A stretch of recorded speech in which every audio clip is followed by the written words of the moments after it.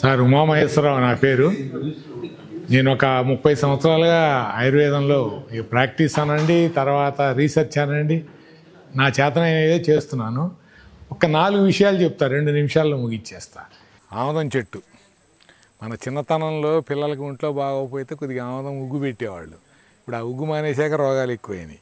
ఇప్పటికి కూడా స్టిల్ ఈరోజు కూడా దీని విలువ దీందే. ఈ ఆముదం ఎవరైతే వాడతారో వాళ్ళ ఇంట్లో పక్షవాతం లేదు, హార్ట్ అటాక్ లేదు, కిడ్నీ ప్రాబ్లం లేదు, లివర్ ప్రాబ్లం లేదు. వాడు బతికినంతకాలం అదే ఆకలి కంటిన్యూ అవుతుంది. గ్యాస్ ట్రబుల్కి అమోఘమైన మందు, కామెర్లకు అమోఘమైన మందు ఇచ్చే విధానం చెప్తాను. ఈ ఆముదం చెట్టు ఇంట్లో వేసుకొని ఈ ఆముదం చెట్టు చుట్టూ ఘనంగా 9 ప్రదక్షిణాలు ఎవరైతే చేస్తారో వాడి లివరు 100 సంవత్సరాలు అయినా కూడా లివర్ ఇప్పుడున్నట్టే ఉంటుంది.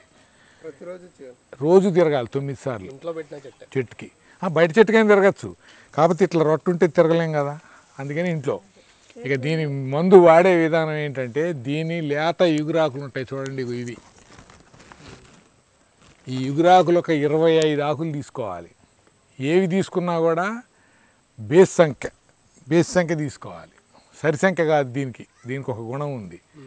బేస్ సంఖ్యలో ఆకులు తీసుకొని ఎన్ని ఆకులు తీసుకుంటామో అన్ని మిరియాలు. ఈ ఆకులు కాదండి, ఇవి ఎర్రగా చిగురు ఉంటుంది చూసారా, ఎన్ని చిగురు ఆకులు తీసుకుంటే అన్ని మిరియాలు వేసి మెత్తగా నూరేసి కుంకుడికాయ అంత సైజు ఉండగట్టి వాడు వేసుకునేటప్పుడు చితిపేసుకోమనాలి. అంతలా మింగితే గొంతుకు అడ్డం పడి సత్తాడు గారాడక. సైజు అది కట్టాలి, వేసుకునేటప్పుడు చితిపి వేసుకోమనాలి. అది కూడా మనమే చెప్పాలి వాడికి, ఎందుకంటే ఇచ్చాం కదా ఆ పాలకి మింగితే గాలాడక చచ్చిపోతే డాక్టర్ గారు మంది ఇస్తే వాడు చచ్చాడని వస్తారు. ఇన్ని ఉన్నాయి. ఒకటి కషాయం పెట్టుకొని తాగమంటే వేడి తాగితే నేలకు కాలిపోయింది. నేలకు ఆ మందు అది తగ్గడానికి 15 రోజులు పట్టింది. తర్వాత అసలు మందు మళ్ళీ 20 రోజులు పట్టింది. ఉండలు కట్టి ఆ ఉండని వేసుకునేటప్పుడు చితిపేసుకోవాలి. కామెర్లు, హెపటైటిస్ బి, బిల్రూబిన్ 14 ఉన్నా సరే మరి ఏంటనుకుంటున్నారు, హెపటైటిస్ కనీసం 200 మందికి ఇచ్చా, 100 మందికి రిజల్ట్ వచ్చిందండి. మీకు ఒక అతను జాబుకి నాకు బోల్డ్ అట్లా అనుకుంటే ఎన్నో అవార్డులు ఇవ్వాలి. ఇది కానీ నేను చెప్పనండి, మీరు ఇద్దరు కానీ ఆకు చిగురాకు మిరియాలు కలిపి మీరు వాడిని ఖచ్చితంగా మాంసాహారం మానేసి 40 రోజులు కారపొడితో అన్నం తినమనండి. హెపటైటిస్ బి కాదు, క్యాన్సర్ కూడా తగ్గుతుంది దీనికి. అంత గొప్పది ఆముదం చెట్టు. అట్లా పనిచేస్తుందండి ఆకుని మిరియం. తర్వాత మనకి విపరీతమైన తలకాయ నొప్పి, మైగ్రేన్ తలనొప్పి వచ్చిన వాళ్ళు ఈ ఆకుని తీసుకెళ్ళి కొద్దిగా స్టవ్ మీద కాపి తలకు పెట్టుకొని గుడ్డ కట్టుకోవాలి. అట్లా 9 రోజులు 9 ఆకులు చేస్తే బ్రెయిన్లో ఉన్న వాటర్ మొత్తం బ్లాటింగ్ పేపర్ అద్దినట్టు అద్దేస్తుంది ఆముదం ఆకు. 2 అయిపోయినాయి. 3వది వచ్చేటప్పటికి అంతే, ఏం లేదండి, ఏ నూనె రాయక్కర్లా. కొద్దిగా స్టవ్ మీద వేడి చేయటం, తలకేసి కట్టుకోవటం. ఒక్కాకే 9 రోజులు. పురుగుంటే కానివ్వండి, అదేం చేయదండి. తర్వాత దీని మీద ఉన్న చెట్లు పురుగులు విన్నారా, ఎంత హెల్దీగా ఉంటుందంటే, అందుకని పురుగుని ఎందుకు తీసేసావు? అది ఎన్ని కిలోమీటర్లైనా నడుస్తుంది, దానికి బాధలు లేవు, మందులు లేవు. ఈ ఆకు తింటుంది కాబట్టి దానికి అంత హెల్దీనెస్. అదొకటి. తర్వాత ఈ ఆముదం చెట్టుకి ఉన్న గుణం ఏంటంటే, గింజలు వస్తాయి కదా, ఆ గింజల్ని మనం సేకరించుకొని పప్పు పైన పొట్టు తీసేసి గింజ నవలకూడదండి. ఇవాళ 9, రేపు 8, ఆ క్రితం రోజు 7, తర్వాత 6, 5, 4, 3, 2, తర్వాత మళ్ళీ అక్కడి నుంచి 1, 2, 3, 9 2 సార్లు చేయగలిగితే మీకు డిస్క్ ప్రాబ్లం అంటున్నారు కదా, L4, L3 మొత్తం పోతుంది. చేయండి, ఇది మీరు చేసి చెప్పండి కావాలంటే మింగాలండి. అయితే ఇవి పప్పు కొట్టి పలికే వేసుకోవాలి, గింజలు వేసుకోకూడదు. 9, 1, 2, 3, 4, 5, 9 రోజులు, మళ్ళీ అక్కడి నుంచి తగ్గించుకుంటూ కథం ఇక చేయండి మీరు. అట్లా పనిచేస్తుంది.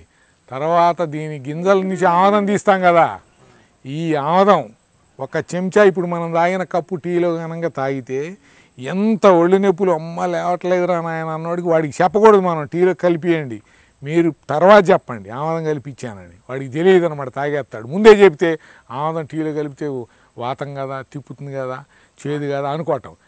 మన మైండ్లోనే బ్లాకులు చచ్చినాయి, మొత్తం రోగం అంతా మైండ్లోనే ఉంది. పెట్టేటప్పటికి ఈ మొక్క తెలియదు కాబట్టి దీంట్లో ఏదైనా అవుతుందో అని ప్రమాదం అనుకుంటున్నాం. పత్రహరితం ఏది కూడా ప్రాణానికి హాని లేదు, ఏది తిన్నా ఏమి కాదు. అది మన నిర్ధారణ చేసి మన గురువులు పలానా చెట్టు దీనికి పనిచేస్తుందని చెప్పిందే పరంపరలో మేము 4వ తరంలో ఈ మొక్కలు వాడుతున్నాం. ఎవ్వరికి ఏ ఇబ్బంది ఈ రోజుకి రాలేదు. 35 సంవత్సరాలుగా 2-3 లక్షల మందికి చెప్పటం ఇయ్యటం వాడుతున్న వాళ్ళు ఉన్నారు. ఏ ఇబ్బంది రాలేదు దీనివల్ల. బిళ్ళగన్నేరులో తెల్లది ఎర్రది ఉంటుంది. తెల్లది శ్రేష్టమైంది. బిళ్ళగన్నేరు 3 రకాలు. అంటే మనకి ఇంకో రకం ఇక్కడ దొరకదు, నల్లమల్ల అడవుల్లో దొరుకుతుంది ఇది. ఈ ఎర్రది తెల్లది.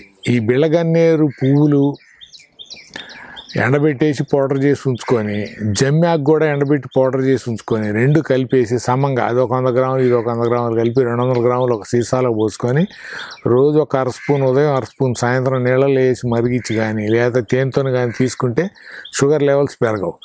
తర్వాత ఈ బిళ్ళగన్నేరు ఆకు మన కొంతమందికి ఏదన్నా చిన్న చిన్న పురుగులు కుట్టడం కానీ లేకపోతే చిన్న గాయాలైనా కూడా ఆకు మెత్తగా నూరేసి పేస్ట్ లాగా రాసేస్తే ఆయింట్మెంట్ లాగా పనిచేస్తుంది. ఆ కందిరీగలు కానీ తర్వాత ఏదైనా పురుగులు కానీ కుట్టినప్పుడు అవి ముళ్ళు ఇరిచేస్తాయి మన శరీరంలో.